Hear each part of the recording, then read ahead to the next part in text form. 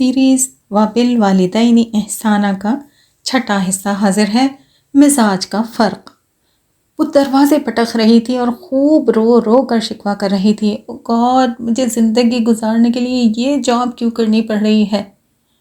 بہت سے لوگ سمجھتے ہیں باہر جا کر مسائل حل ہو جائیں گے، وہاں خواتین کو بڑی آزادی ہے۔ میں اس روز الصبح اس بڑے سے مال کے لیڈیز واش روم میں سکارف سیٹ کرنے گئی تو بظاہر لشکاریں مارتے اس خاموش ایریا میں گوری میم کا یہ روپ دیکھا کہ وہ اپنی فطرت کے خلاف کام کرنے پر بے طرح رو رہی تھی۔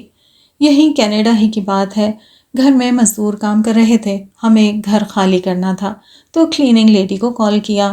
اپ ٹو ڈیٹ سی گوری میم نے نیچے کار پارک کی تو اوپر پورشن میں دیوار پر رنگ کرتے مزدور اسے دیکھنے کھڑکی پر چپک گئے۔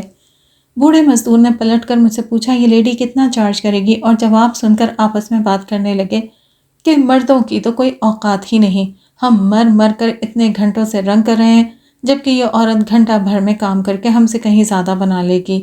اسی اثنا میں خاتون نے ایک ادا سے کار کا ٹرنک کھولا اور کئی طرح کے برشز اور کلیننگ سٹف نکال کر باوقار انداز سے اندر آتے ہی اپنا کارڈ تھمایا۔ پڑھی لکھی تھی، باہر کی ڈگری تھی، نفسیات میں ماسٹرز کیا ہوا تھا۔ واش روم کا رستہ پوچھا اور اپنی راہ لی۔ 2 گھنٹے لگا کر واش روم شیشے کی طرح چمکا کر گنگناتی ہوئی باہر آ کر جوتے پہنتے ہوئے اپنی نفسیات سے آگاہ کیا کہ میں چاہتی ہوں دنیا ہر گندگی سے صاف ہو، تو میں نے ڈگری لینے کے بعد کمانے کے لیے یہ شعبہ چنا ہے۔ صفائی کرنے والی ان 2 عورتوں کا آپس میں تقابل یا موازنہ نہیں کیا جا سکتا۔ پہلی والی جو بے قراری سے تڑپ کر رو رہی تھی اسے آڑ نہیں دلایا جا سکتا کہ اتنا تو تم کما لیتی ہوگی پھر بھی شکر نہیں تم میں۔ وہ دیکھو دوسری کلینک لیڈی کیسی خوش باش ہے اپنے کام کے لیے اور کیسا منفرد نظریہ ہے اس کا۔ در حقیقت یہ بات ہے مزاجوں کے فرق کی جو اللہ تعالیٰ نے ہی بنائے ہیں۔ اسی وجہ سے ایک ہی کام سے ایک خوش دوسرا زندگی سے بیزار ہوتا ہے۔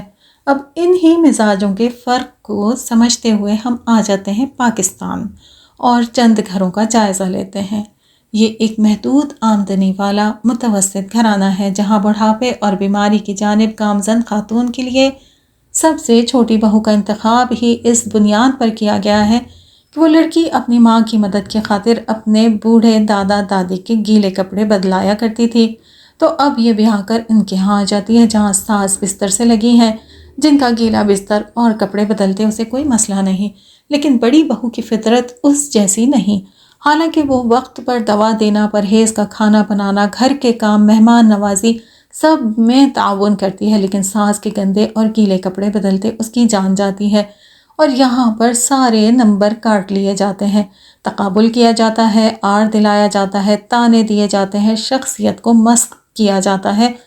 لیکن غور طلب بات یہ بھی تو ہے نا کہ چھوٹی بہو میں بڑی جیسے سلیقے کا فقدان ہے، اس لیے کہ اس کا مزاج مختلف ہے تو اس کی تربیت اہم ہے، مگر آڑ دلانے تقابل کرنے سے فائدہ نہیں، نقصان ہی ہوگا۔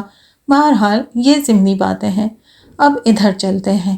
یہاں ایک سسر بیمار ہے، گھر میں نوکر چاکر ہیں، بہو کو صرف ان پر نظر رکھنی ہے، مگر سسر صاحب عمر رسیدہ ہونے کے بعد سے تو اور بھی غسیل ہو گئے ہیں، نوکروں سے اپنے کام کروانے میں بے عزتی سمجھتے ہیں، میل نرس کو 2-1 بار تھپڑ رسید کر چکے ہیں، ضد میں آ کر ڈائپر نہیں پہنتے، رات کو اکثر کپڑے گیلے ہو جاتے ہیں، بستر ناپاک ہو جاتا ہے، صبح اسی حال میں نماز ادا کرتے ہیں کہ میں مجبور ہوں، اللہ جانتا ہے۔ بیٹا دفتر جانے سے پہلے باپ سے مل کر جاتا ہے، شام کو پہلے باپ کے پاس حاضری دیتا ہے۔ ایک بڑی عمر کے خوش خوراک انسان کے بار بار گیلے بستر کو نوکروں کو ہاتھ لگانے کی اجازت نہیں۔ بیٹا والد کا دل رکھتے رکھتے اتنا عادی ہو چکا ہے کہ اسے اب ان کا سر سہلاتے، ہاتھ پکڑتے، لپٹاتے وقت اس بو اور نمی سے کراہیت محسوس نہیں ہوتی۔ اس کے بعد بیگم سے ملاقات کا وقت ہو جاتا ہے، اسے بھی تو وقت دینا ہے، مگر یہ فطرتاً ٹھہری انتہائی نفاست پسند، ساتھ ہی طہارت اور ہائیجین دونوں کا اہتمام رکھنے والی ہے۔ شوہر لاڈ اٹھانے والے ہیں، اپنے ہاتھوں سے نوالا بنا کر دیں تو بیگم کی نگاہ بڑے ہوئے ناخنوں میں دھسے ہوئے میل پر جم جاتی ہے اور یوں ان کا تال میل نہیں جمتا۔ گھر میں بو کا وہ عالم ہے کہ مہمانوں نے آنا جانا چھوڑ دیا ہے، اگر آتے ہیں تو کھانا نہیں کھاتے کیونکہ دوائیوں اور پیشاب کی بو کی بھپکے کی گھر میں آتے ہوئے محسوس ہوتے ہیں اور اگلے کئی روز کے لیے حواس پر سوار ہو جاتے ہیں۔ ایسے کتنے ہی ان گنت واقعات ہیں جن میں اولاد والدین کی محبت اور ان کے احترام میں غلو کر کے ان پر ظلم ڈھاتی ہے۔ یقین کریں یہ ان کے ساتھ احسان نہیں بلکہ ظلم ہے۔ تو پھر ان کے نامہ اعمال میں کیا لکھا جاتا ہوگا؟ کیا دعائیں وصولتے ہوں گے؟ کیسے ان کی نصرت ہوگی؟ کچھ سال پہلے کا واقعہ ہے۔ ایک شخص والدہ کا دیوانہ تھا۔ کوئی نوکر ماں کا کام نہ کرے، ڈائپر خود چینج کرنا کہ کہیں نرس کی غفلت کے باعث بیڈ سورز نہ ہو جائیں۔ ماں کئی سال بستر سے لگی رہیں تو ملنے جلنے کہیں نہیں جانا۔ وقت گزرتے 2 بچے بھی ہو گئے تھے۔ آخرکار ان کی بیگم نے خلا لے لیا کہ نہ اس کی ماں کی تکلیف میں کمی ہوتی ہے نہ بیٹے کی دیوانگی میں۔ یہ بہت پرانی بات ہے۔ اب تو لڑکیاں بہت جلد اپنی زندگی کا فیصلہ کر لیتی ہیں۔ زندگی بلکہ اسلامی زندگی اتنی جکڑی ہوئی، مجبور، بے کس اور لاچار یا ظالم تو ہرگز نہیں ہے نا۔